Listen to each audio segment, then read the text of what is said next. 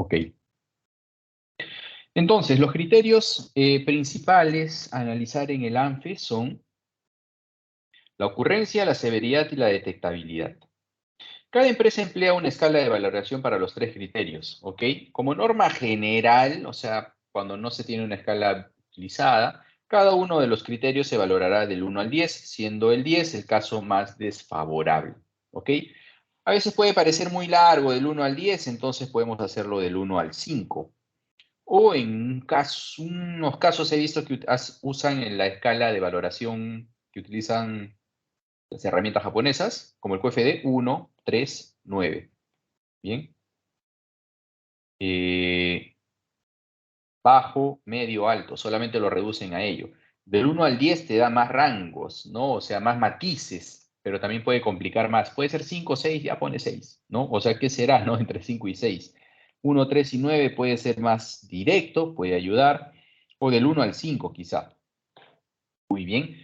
Y lo que es recomendable es ponerle un nombre. De 1, puede, dependiendo de la ocurrencia, ¿qué significará 1? Trivial, por ejemplo. ¿Ok? Perdón, 1. Muy poco probable. Muy poco probable. Y 5, altamente probable. Cuando diseñan sus escalas también puede ser que 1, que sea muy poco probable, 1 a 2 veces al año, más específicos, ¿no? Y 5 es todos los días. Y así vamos, y al 2 le ponen un criterio, y al 3, así van desarrollando las empresas, no hay una regla cierta, sus distintas escalas para cada uno de los criterios. La ocurrencia es la frecuencia con la que aparece el fallo como resultado de una causa específica. O sea, la frecuencia con la que aparece el fallo. A mayor valor, más frecuente es el fallo, más frecuente se presenta esto. La severidad. La severidad que el posible fallo producido tendría para el cliente, entendiéndose como cliente al usuario final del producto o servicio o también al proceso cliente, a los otros procesos involucrados. La severidad tiene en cuenta el efecto y solo el efecto. Cuando yo hablo, por favor, de cuán severo es algo, hablo del efecto. No se olviden, por favor, esto es importante. La severidad está vinculada al efecto. La ocurrencia está vinculada ¿a qué? Al fallo como resultado de una causa específica. La severidad es obviamente del efecto, muy bien, no de la causa. ¿Cuán severa es esa causa? No. ¿Cuán severo es ese efecto? Bien. La escala también va del 1 al 10, siendo el 10 el caso más desfavorable, por ejemplo, como fallos que causan la muerte o que son condiciones penadas por ley. A eso se le da el caso de 10. La detectabilidad. En la detectabilidad tenemos en cuenta la posibilidad de que el fallo llegue al consumidor por no ser detectado. Si es que estamos analizando procesos, no solo consumidor, sino también al cliente o al proceso cliente, ¿no? A mayor valor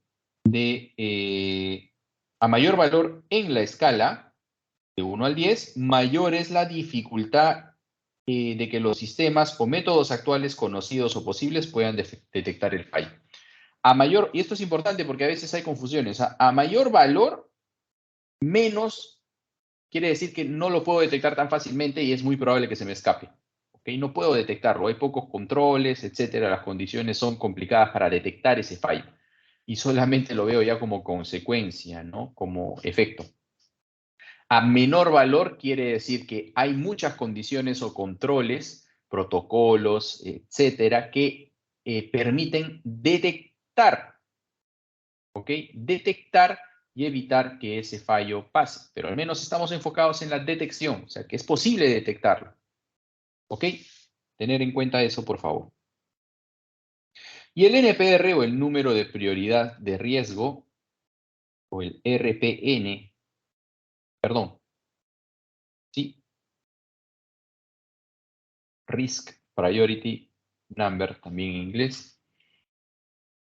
Es el producto de los valores asignados a los tres criterios, nos indica la importancia relativa del fallo. El número de prioridad de riesgo, y el NPR, es Esto en inglés, ¿no? O el NPR, es la ocurrencia por la severidad por el fallo. Pregunta, ¿cuál es el máximo valor que puede tener un NPR? ¿Cuál creen? Máximo valor que pueda tomar un NPR. ¿Infinito? 1000, ingeniero. Correcto. 1000, ¿no? 10 por 10 por 10. Y el mínimo, si es una escala si es que nuestra escala es del 10 al 10 al 10, ¿no? Si nuestra escala es de 139, entonces 9 por 9 por 9. ¿Ok? 700, ¿cuánto? 729, ¿no? Dependiendo, ¿no? Si es del 1 al 5, será 125. ¿Ok? Esto va a depender de la escala. El NPR es utilizado para organizar los posibles fallos en función de su importancia. Si el NPR no tiene ningún valor, en sí el NPR no tiene ningún valor. ¿Qué quiere decir esto? O sea, no es un indicador que tenga una unidad, ¿no? 5 metros por segundo, 3%, no, es un número nomás, que es el resultado de esta multiplicación que nos permite priorizar, ¿no? O sea, nos permite tener una cuantificación para priorizar principalmente. Empezaremos analizando aquellos errores que presenten mayor índice de NPR, a igual valor entre dos fallos diferentes. Esta es una norma, ¿ya? Una regla, cuando hay empates. Si es que tenemos NPR iguales entre dos modos de fallo distintos, ¿cómo desempatamos? Primero con la severidad, el que tiene mayor valor de la severidad. ¿Sí? Esto pondera. ¿Cómo desempatamos si es que la severidad son iguales? Con la detectabilidad. ¿Cuál tiene mayor detectabilidad? Ese será más riesgo, tendrá mayor criticidad. Y por último, la ocurrencia, ¿no? En ese orden. Muy bien. Tener en cuenta ello. Ok, entonces, ya que hemos visto la parte teórica, vamos a hacer un poco de teoría aplicada, ¿no? La metodología en la que vamos a desarrollar el AMFE. Paso a paso. El primer paso es determinar el nombre del producto o el componente a analizar. En nuestro caso, tener en cuenta que vamos a hacer el ANFE lo vamos a enfocar a dos puntos. Vamos a hacer dos ANFEs. El ANFE enfocado a productos, donde voy a analizar las partes o componentes de mi producto. ¿Y cuáles son los componentes de mi producto? Obviamente aquellos que he identificado pues ya en el QFD. En el QFD yo identifico los componentes del producto. Por eso se dice que luego del segundo nivel de despliegue, de la segunda casa de la calidad, puedo realizar un análisis de modo de fallos y efectos del producto porque ya conozco cuáles son los componentes del producto o el QFD me da esa información. Luego del tercer nivel de despliegue del QFD puedo hacer el ANFE enfocado a procesos, donde voy a analizar las actividades de los procesos, las principales actividades de los procesos, para ver qué efectos de fallo tienen, ¿correcto? Entonces, ahí, bueno, ya lo tienen desde antes, ¿no? Sus procesos ya identificados, pero teóricamente el QFD el tercer QFD resalta los procesos que estamos analizando en el QFD. Para el ANFE, igual vamos a tener en cuenta lo que mencionábamos inicialmente, el mismo alcance. Primero, ANFE de los procesos productivos, así como están analizando primero los procesos productivos para el QFD. Si traemos a colación la consulta inicial que hicieron en clase, si es un proceso muy pequeño, pueden hacer el ANFE. Cuando se hable del ANFE de los procesos, en realidad, si es un proceso no tan complejo, sería con las operaciones, ¿no? Que una fuente de datos sería el DOP. Para ello, el QFD también debería haber sido analizado como el DOP, ¿no? Tengan eso en cuenta. Muy bien, vamos a realizar entonces nuestra matriz. Esto es un ejemplo de matriz, como se suele presentar, pero para el curso háganlo en Excel, ¿no? No van a tener que presentar así tan formalona, ¿no? Como para impresión. Basta con un QFD. En la columna 1 vamos a anotar los diferentes componentes del producto sobre el que realizamos el ANFE. No solo se incluirá el nombre del producto sobre el que se aplica el ANFE, sino el de todos los subconjuntos y componentes que lo conforman. Mientras más detalles se supone que es mejor, pero no hay que morirnos tratando de maximizar los detalles, ¿no? La perfección siempre es enemigo de lo bueno, tengan eso presente. Entonces identificamos los nombres de las partes en realidad, ¿ya? Las partes del producto. Luego brevemente describimos la operación o función que realizan o en la que están involucradas, ¿sí? La parte del producto A, qué función realiza, la parte del producto B, qué función realiza, etc. Ese es el paso 2. La operación y función. En la columna 2 se anota la función del componente del producto analizado. Se completa de diferente manera si se trata de un ANFE de diseño o un ANFE de proceso. Si estamos haciendo un ANFE en la etapa de diseño, se incluyen las funciones de cada uno de los componentes.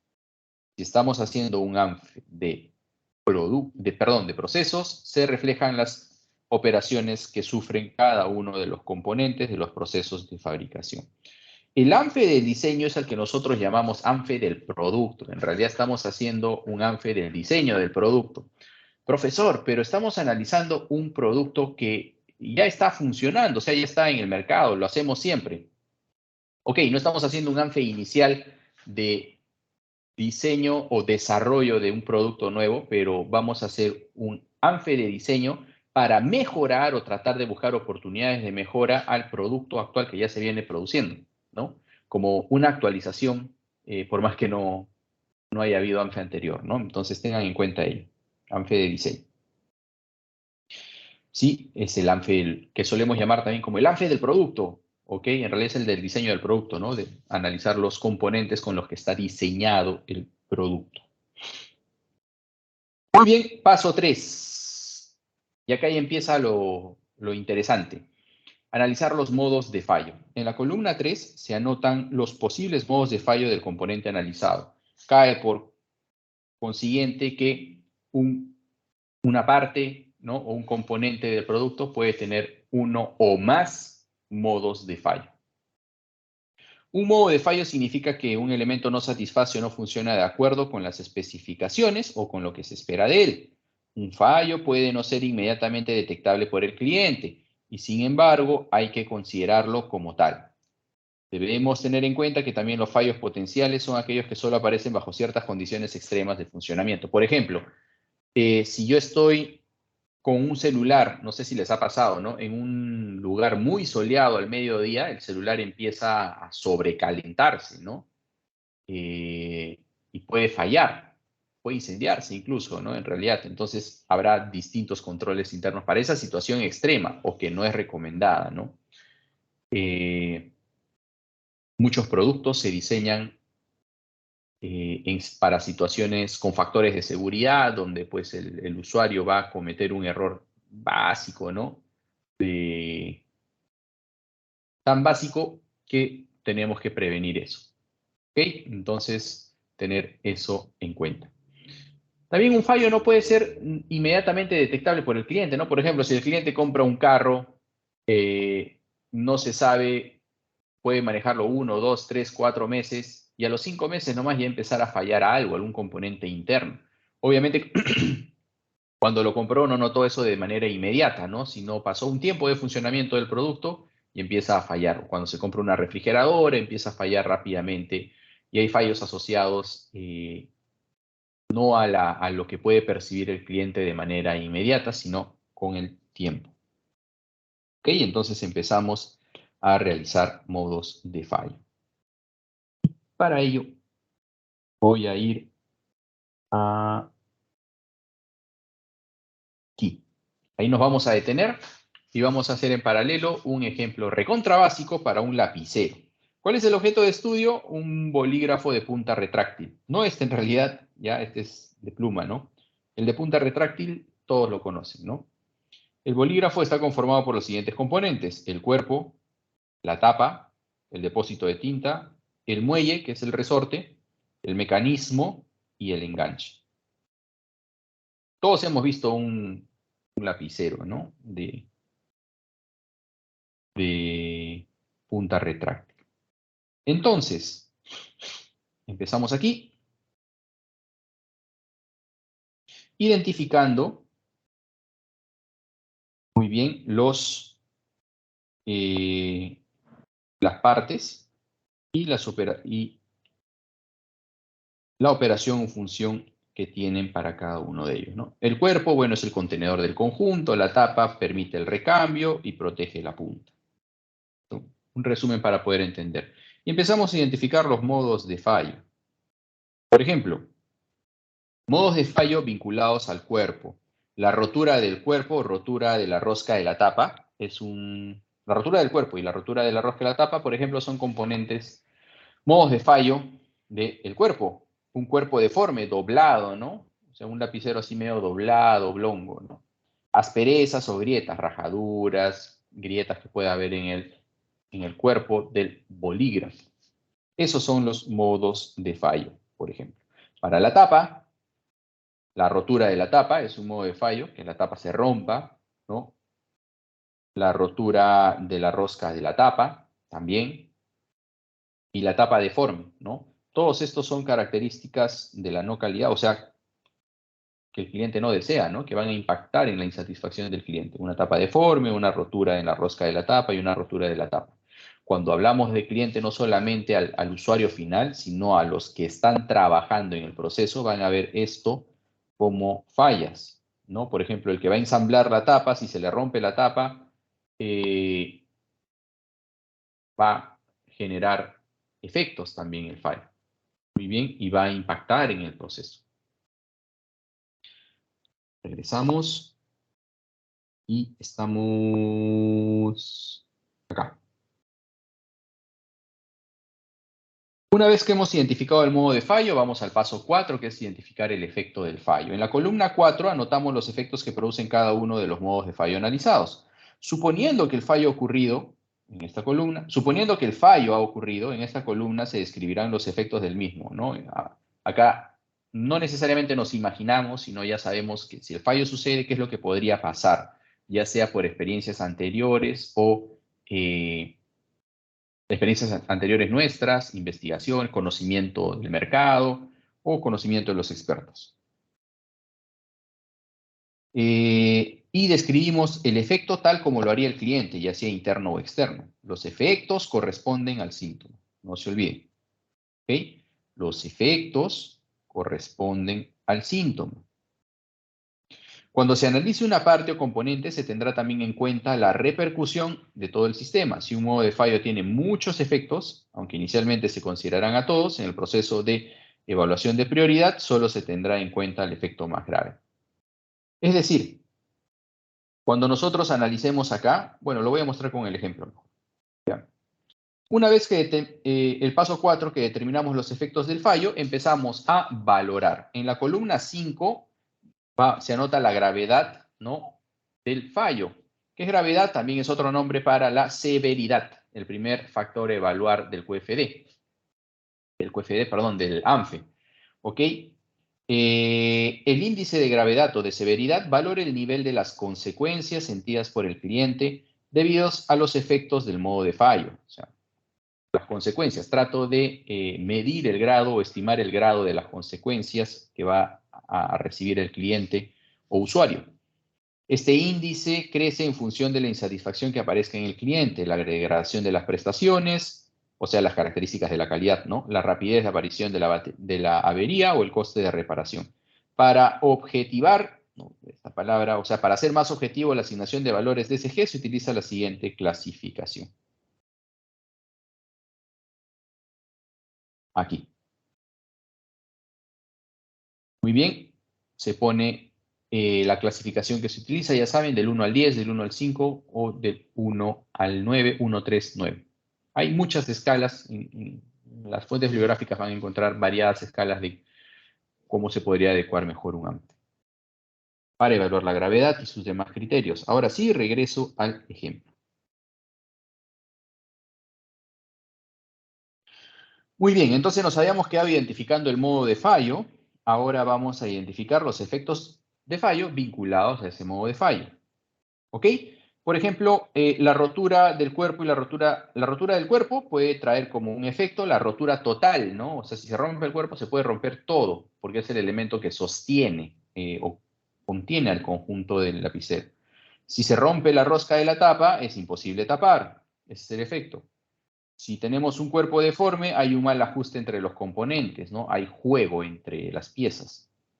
Si hay asperezas o grietas, el efecto que pueda, si el modo de fallo es que hay una aspereza, el efecto del fallo es que estas grietas comiencen a crecer o a hacerse más notorias.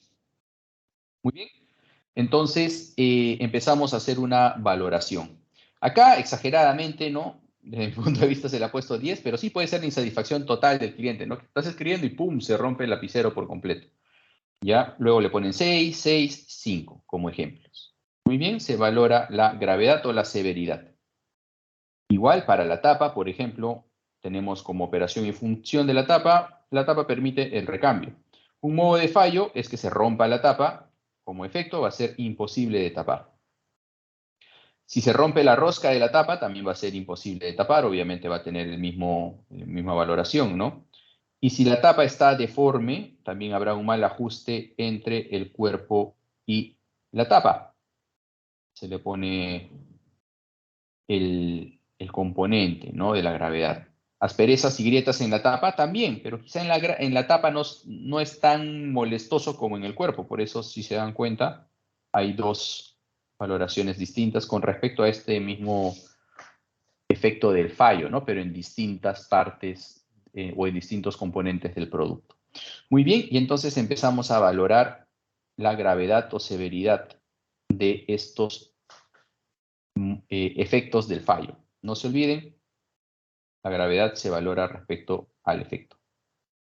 Tener en cuenta ello, la gravedad del efecto. ¿Sí? No es gravedad del modo de fallo. Yo estimo la gravedad respecto al efecto generado a causa del modo de fallo. Muy bien. Entonces, cuando estamos hablando de procesos, también tenemos proceso X, cuál es una descripción breve del proceso, para qué sirve, qué modos de fallo puede haber en el proceso vinculados a o que incidan en la insatisfacción del resultado del proceso. Por ejemplo, si estoy analizando un proceso de horneado, ¿no? La actividad de precalentamiento del horno, ¿sí? Proceso horneado, actividad, precalentamiento de horno. Para este curso, el nivel mínimo que se les pide es analizar los procesos, ¿ya? Creo que les mencioné actividades, me estaba equivocando. El nivel que van a analizar mínimo es analicen procesos, ¿ok? Si pueden analizar actividades del proceso, o sea, a un desglose de actividades, mejor aún, ¿ya? Pero mínimamente analicen a nivel de procesos. Ok, entonces, el proceso les estaba mencionando de horneado de panes, ¿no? El proceso del horneado, específicamente.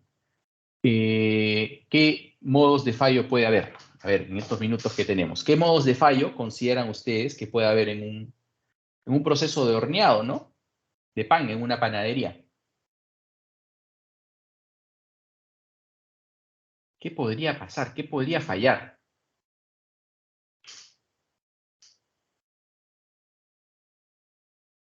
¿O no se les ocurre nada? ¿O no puede haber modos de fallo, quizá?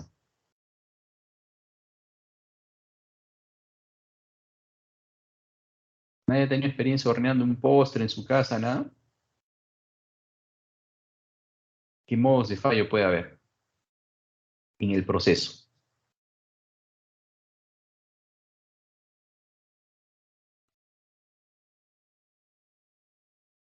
César menciona que puede fallar el horno. ¿Qué específico? El termostato, ya. Falla del termostato del horno, ¿no? Del aparatito que mide la temperatura. ¿Ok? Una falla en el termostato. ¿Qué puede traer como consecuencia ello, César? Múltiples efectos, ¿no? Pero ¿cuál consideraría usted como el más relevante? O el que impacta más en el cliente como proceso siguiente o o puede llegar eso incluso hasta el usuario final si es que no lo detectamos a tiempo, ¿no?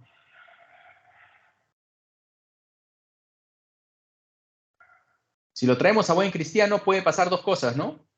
Puede quemar el pan o puede salir el pan crudo. Los dos, ¿no? Correcto, Daniela menciona eso también, ¿no? Entonces son dos efectos que genera ese modo de fallo. ¿Ok? Tratar de ser específicos, porque fácil es poner producto fuera de especificaciones. Así pues, ese es el efecto de fallo de un montón de cosas, ¿no? Pero hay que ser específicos, ¿no? Masa cruda o el pan crudo, ¿no? O el pan quemado. ¿Ok? Así analizamos efectos entonces. Entonces, ya nos estamos dando cuenta acá, termostato de la máquina. ¿Qué otra cosa puede fallar en el proceso?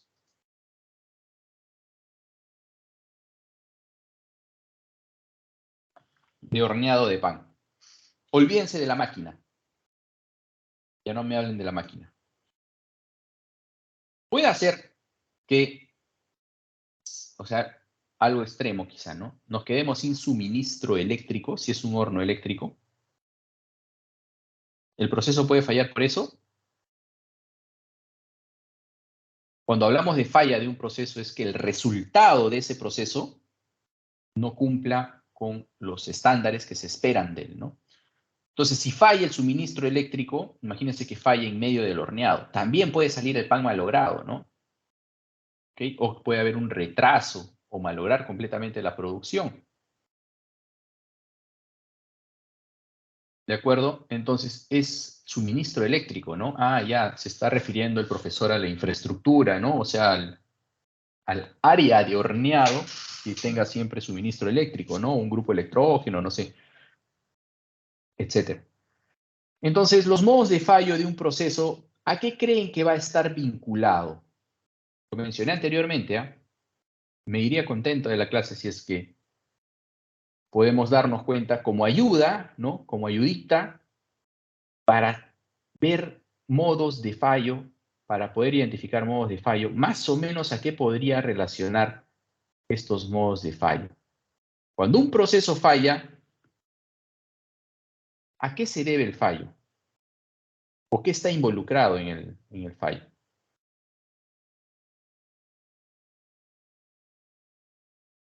¿Nadie?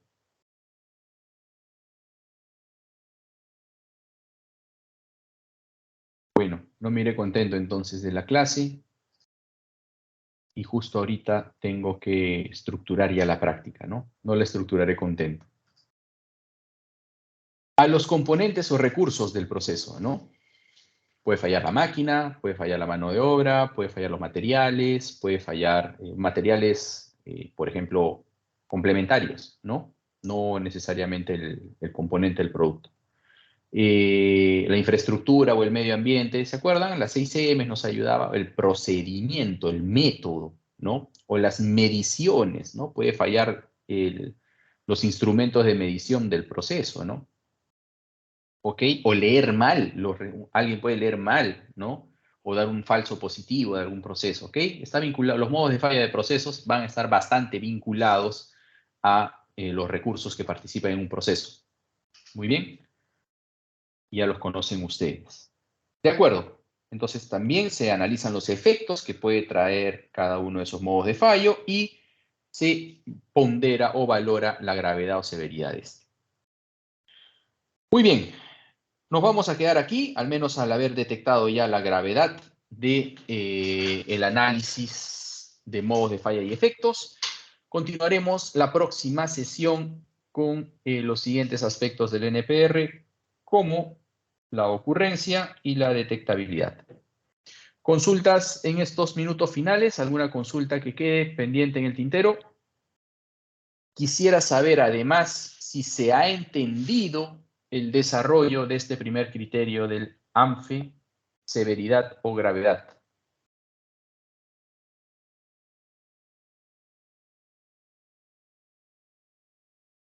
Perfecto, ok.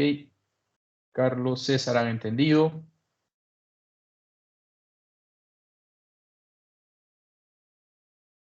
-2, ya que hay más, correcto, ok. Muy bien, si no hay más consultas, entonces nos reencontramos el día viernes a las 5:45, espero. Si es que el tráfico de Lima no sigue así, si es que no hay ningún evento el viernes. Muchas gracias. Un fuerte abrazo. Nos vemos el viernes. Hasta luego.